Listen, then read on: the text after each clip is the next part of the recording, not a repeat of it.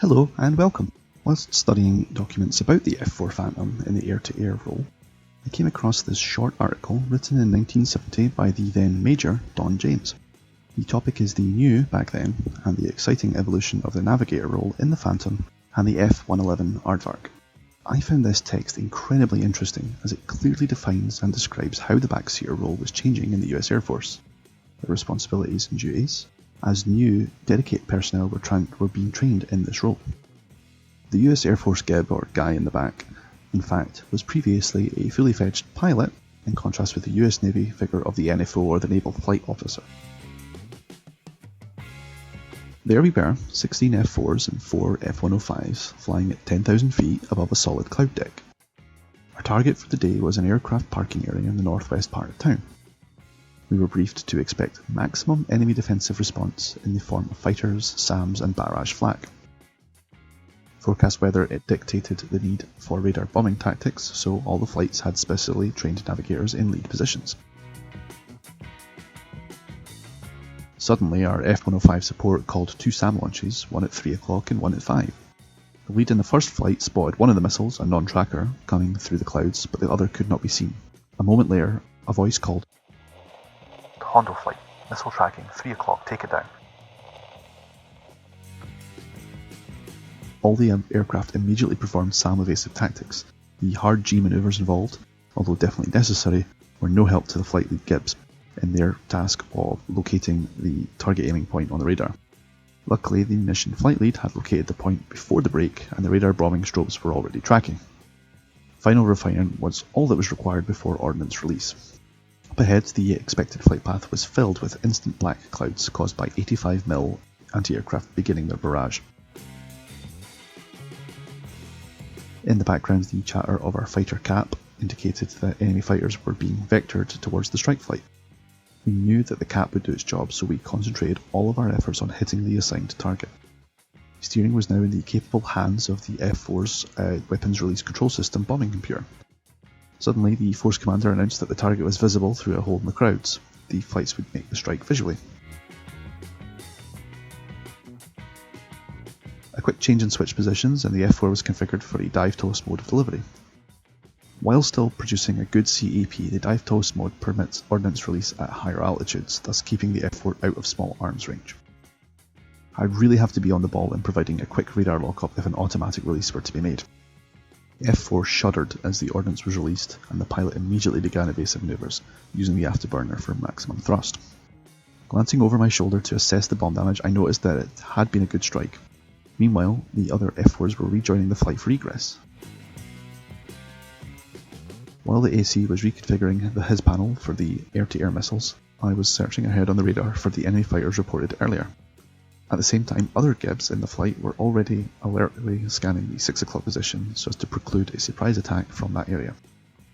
Hondo 3 made the first sighting, calling a radar bogey 20 degrees right, 18 miles out. I returned my scope and spotted the return. Locking up, I told the AC to give me 30 degrees hard right. The Sparrow missile had been selected. A final check of the switches showed we were ready to fire.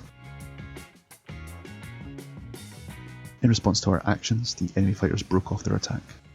By this time, however, they had been visually identified by Hondo 4. It had previously been decided to put the enemy fighters between the cap and us in a pincer action, and now our pre-planning was paying off. The F-4 equipment indicated that all the parameters for the Sparrow were go, so it was fired, followed immediately by a Falcon missile. It was not determined which of the missiles scored, but Hondo 2 verified the hit with his gun camera.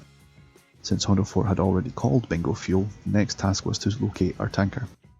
The RTB command was given, and the flight egressed safely without further incident.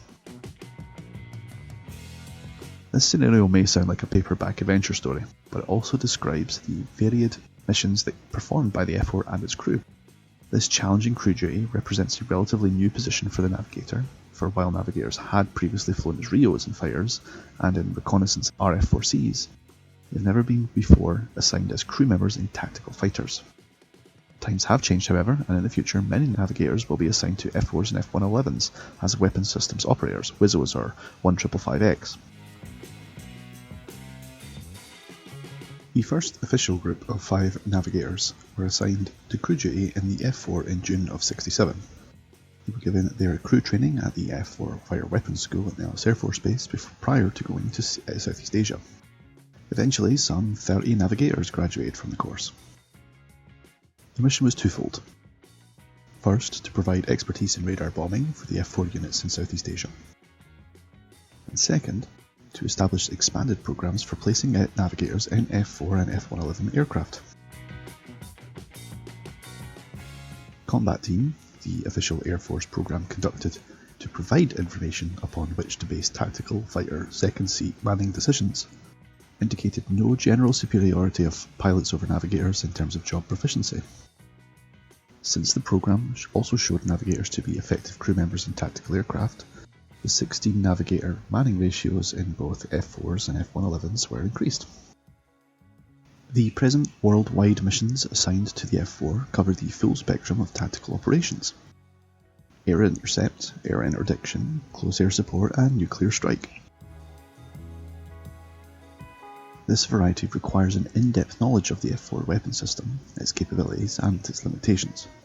Additionally, the F-4 and the F-111 are equipped with the most sophisticated and advanced weapons and delivery systems, such as terminally guided bombs, LORAN, and Mark II avionics.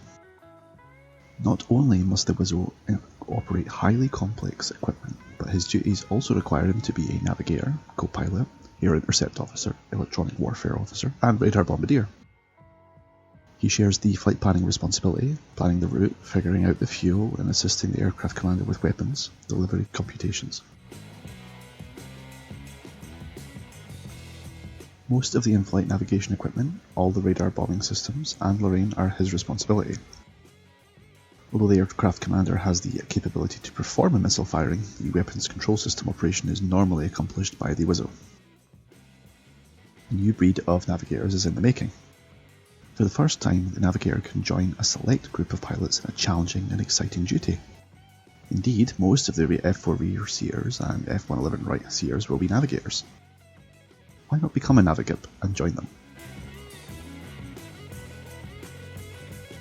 Well, we're probably just a few decades too late to join them, but this article well highlights the amount and complexity of work the backseer is tasked to perform.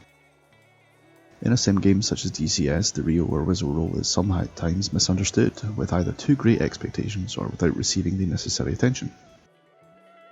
At the end of the day, despite how much focus the front seer gets, the Wizzo is a fundamental component of the success of any mission, and a successful and smooth crew integration is an incredible force multiplier. Thanks for watching and take care.